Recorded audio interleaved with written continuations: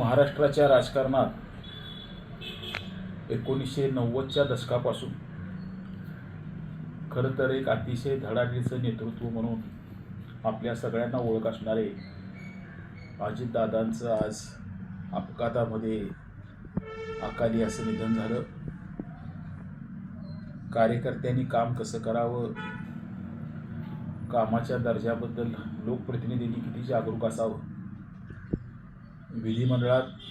विधिमंडळाच्या सदस्यांनी कोणत्या मर्यादांचं कसं पालन करावं किंवा मंत्री म्हणून विधिमंडळाचं कामकाज कसं करावं, अशा अनेक दृष्टीनं स्वतःची एक वेगळी ओळख निर्माण केलेला लोकप्रतिनिधी आज आपल्यातनं गेला.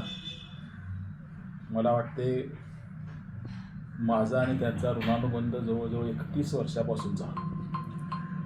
1995 साली ते पहिल्यांदा महाराष्ट्राच्या मंत्रिमंडळात राज्यमंत्री असताना वारणानगरला मी पहिला मोठा कार्यक्रम त्यांचा आयोजित केला होता आणि मग त्यांच्याबरोबर आमदार म्हणून मला काम करता आलं, त्यांच्या मंत्रिमंडळात काम करता आलं.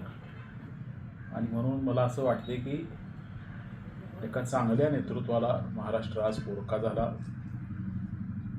त्यांच्या आत्म्याला चिरशांती तर लाभावी आणि त्यांच्या कुटुंबियांना सुद्धा या आघातातून सावरण्यासाठी परमेश्वरानं शक्ती द्यावी, ही वारणा परिवाराच्या आणि माझ्या जनसुराज्य परिवाराच्या वतीनं मी मनापासूनची आदरांजली व्यक्त करतो.